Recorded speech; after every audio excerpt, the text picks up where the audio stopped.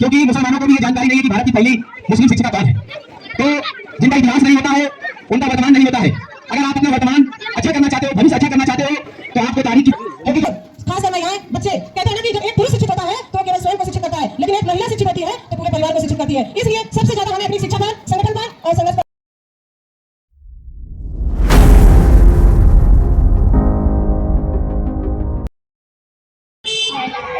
बच्चों को आज के दौर में पढ़ाना जरूरी है। जाहिल जपट मत बनाइएगा, ठीक है। जो जाहिल जपट है वो अनपढ़ एकदम है, गवार। और इस मीटिंग में जितनी भी महिलाएं जुड़ी हुई हैं सभी इस भाई को हेल्प करें जरूर। इस भाई का आगे के लिए बहुत सुविधा है। आप लोग सोचिए कि ड्रामा नौटंकी बाजी सब कुछ नहीं है, ये आपके लिए बहुत ज़्यादा हेल्प करेंगे जितना हो सके। पढ़ाई लिखाई में भी आएंगे सब। जय हिंद, जय हिंद। जो विजय दिवस मनाया गया, हम लोगों की विजय हुई, उसके बाद 3 जनवरी को माता सावित्रीबाई फुले जी का जन्म हुआ और 9 जनवरी को माता फातिमा शेख का जन्म हुआ। ये हम लोगों के लिए, महिलाओं के लिए बहुत ही गौरव की बात है कि ये उस जमाने में जब महिलाओं को बोलने का अधिकार नहीं था, पर्दे का अधिकार, जातिवाद, छुआछूत, भेदभाव, समाज में बहुत सारी कुरीतियां थी, महिला विवाह, विधवा विवाह, सती प्रथा जैसी कुरीतियों के बीच में सोचिए उस जमाने में हमारे माताओं ने कितना त्याग और बलिदान दिया होगा, कैसे घर के बाहर निकली होंगी। आज हम उन चीजों को फेस कर रहे हैं, जब हम एकदम फ्री हैं, फ्रीडम मिली हुई है हमको, तब भी हमारे समाज की महिलाएं आगे नहीं बढ़ पा रही हैं। तो हम ये उस समय की स्थिति का अनुमान लगा सकते हैं कि उन्होंने कितना संघर्ष किया होगा। समाज में इस दबे कुचले समाज से निकल के वो एक पहली मुस्लिम शिक्षिका बनी और उन्होंने सहयोग दिया माता सावित्रीबाई फुले का। ये जो 2 महिलाएं ऐसी थी जो समाज में आगे आई और दबे कुचले समाज की महिलाओं को आगे बढ़ाने के लिए उन्होंने पहला विद्यालय 1848 में पहला स्वदेशी विद्यालय महिलाओं के लिए खोला गया। और हम सबका उनका इतिहास थोड़ा सा हम सबको पढ़ना चाहिए और उस पर थोड़ा सा विचार करके शिक्षा की ओर, खासकर महिलाएं, बच्चे कहते हैं ना कि जब एक पुरुष शिक्षित होता है तो केवल स्वयं को शिक्षित करता है, लेकिन एक महिला शिक्षित होती है तो पूरे परिवार को शिक्षित करती है। इसलिए सबसे ज्यादा हमें अपनी शिक्षा पर, संगठन पर और संघर्ष पर ध्यान देना है। और आप सभी से एक विनती है कि हमारा जो अधिवेशन उड़ीसा कटक में होने वाला था उसे रोका गया है, तो हम 4 चरणों में धरना प्रदर्शन कर रहे हैं। तो हमारा पहला चरण 7 जनवरी को था जो कि हो चुका है। तो आप सबसे विनती करते हैं कि 15 तारीख को आप सभी लोग भारी से भारी संख्या में इकट्ठा हुए, क्योंकि हमारे समाज के सभी लोगों को ये पता है कि हमारे हक अधिकार मारे जा रहे हैं, हमारी शिक्षा छीनी जा रही है। तो जब तक हम यूनिटी में नहीं आएंगे, एक साथ इकट्ठा नहीं होंगे, तब तक हम कुछ नहीं कर पाएंगे। तो आप सबसे विनती है कि सब लोग इकट्ठा हो और माता फातिमा शेख के विचारों को पढ़ें, उनको अपने अंदर उनकी जो इतनी संघर्षों से उन्होंने हमारे समाज को, महिलाओं को आगे लाने का काम किया था, तो हमें भी आगे आना चाहिए और बढ़ चढ़ के समाज में, शिक्षा में, संघर्ष में सबका साथ देना चाहिए। नमो बुद्धाय, जय भीम, जय मूल्यवासी। होता रहेगा।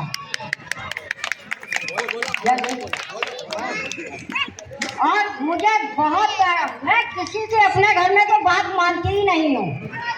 जब से मैं बाबा साहब के उसमें जुड़ी हुई हूँ, मैं किसी की बात नहीं मानती हूँ। मैं कंधे में कंधे, मैं अपने बेटे के कंधे में कंधा मैं लगा के चलूंगी।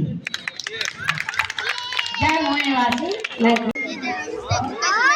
मेरे भारत का संविधान सारी दुनिया से न्यारा है, हर प्रश्नों में समरसता है, शब्दों में भाईचारा है, ना जाति धर्म, ना भेदभाव, ना लिंग भेद, ना क्षेत्रवाद, कर्तव्यों से न्याय सुलभ, इस पर विश्वास हमारा है।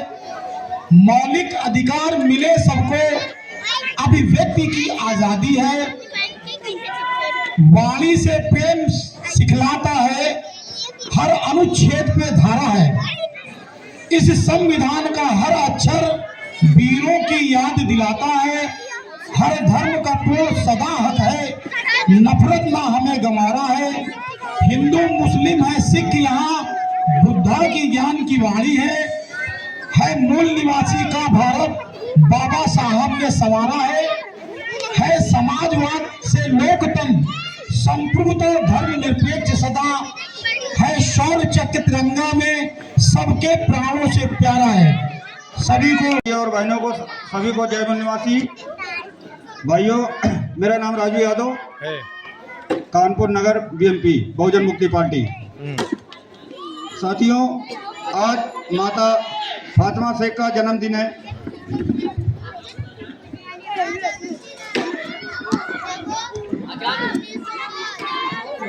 ओबीसी SC ST माइनॉरिटी लोग मना रहे हैं। ये बहुत ही हर्ष की बात है। हम लोग एकता का पैगाम दे रहे हैं और हम लोग इसी तरह एक दूसरे का साथ देते रहेंगे। वह बहुजन समाज, वह बहुजन राष्ट्र का निर्माण करेंगे। हमें भारत में बहुजन राष्ट्र का निर्माण करना है। इसके लिए आप लोगों का साथ सहयोग और इरादा चाहिए। इसके लिए आप लोग हमारा साथ देंगे, इसका आशा विश्वास के साथ। धन्यवाद। माता फातिमा शेख अमर रहे। भाई छेदी खोटे जी। हेलो साथियों, सबसे पहले आज भारत की पहली मुस्लिम शिक्षिका जिनका आज जन्मदिन है और उस जन्मदिन के अवसर पर हमारे बड़े भाई आजाद अली जी, क्योंकि मुसलमानों को भी ये जानकारी नहीं है कि भारत की पहली मुस्लिम शिक्षिका कौन है, तो जिनका इतिहास नहीं होता है उनका वर्तमान नहीं होता है। अगर आप अपना वर्तमान अच्छा करना चाहते हो, भविष्य अच्छा करना चाहते हो, तो आपको तारीख की, क्योंकि जो मैं बोलने वाला हूं, जो बात आपके बीच में रखने वाला हूं, बहुत ज्यादा गंभीर बातें हैं। हमारे साथियों ने बहुत सारी बातें यहाँ पर रखी है। मैं उन बातों को दोहराना नहीं चाहता, लेकिन फिर भी मैं आपको कुछ बातें बता और आप तमाम साथियों को तहे दिल से शुक्रिया अदा करना चाहता हूं कि आप लोगों ने अपने क्षेत्र पे एक क्रांतिकारी कदम उठा करके और माता फातिमा शेख का जन्मदिन मनाने का काम किया। साथियों, अभी जिंदाबाद का नारा मत लगाइए, क्योंकि आरएसएस हमारा मुर्दाबाद कर रहा है। आप केवल जिंदाबाद करोगे, इससे काम चलने वाला नहीं है। थोड़ा मेरी बात को आपको सुनना पड़ेगा। साथियों, आज देश में जो परिस्थिति निर्माण कर दी गई है, आज जो देश के हालात है, वो इतने भयंकर हालात है कि आपको मैं बताना चाहता हूं इस कार्यक्रम के माध्यम से कि मुसलमान के घर में क्या पकना है, ये भी आज आरएसएस और बजरंग दल के गुंडे तय कर रहे हैं। आप अगर चिकन बना रहे हो, मुर्गे का मीट बना रहे हो, बकरे का मीट बना रहे हो अपने घर में, आरएसएस बीजेपी के लोग आपके घर में आएंगे और वो कहेंगे कि ये गाय का गोश्त बना रहा है और आपको उसके इल्जाम में अंदर करने का काम कर देंगे। इतने खतरनाक दिन आ गए हैं, इतने खतरनाक देश के हालात हैं। आप लोगों को ये कोई भाषणबाजी का कार्यक्रम नहीं है, बल्कि आपको सच्चाई बताने के लिए हम लोग आज देश में आरएसएस बीजेपी से सब डर रहे हैं। चाहे कोई भी हो, मैं नाम नहीं लेना चाहता, चाहे वो कोई पार्टी हो, संगठन हो, नेता हो, वो अपनी जान बचा रहा है। तो जो नेता अपनी जान बचाता है वो समाज की जान को खतरे में डाल देता है।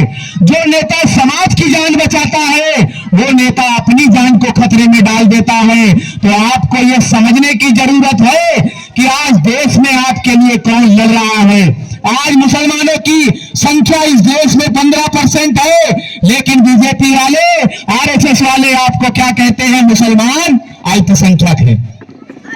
अरे आरएसएस वाले, बीजेपी वाले आपसे 5 गुना ज्यादा अल्पसंख्यक है। वो 3.5% है और 3.5% वाले आपको कहते हैं आप 15% हो। आपको वो कहते हैं कि आप ले पकड़ वीडियो चल जाओ, ठीक है। नहीं बच्चे यार, अभी सबको आइए।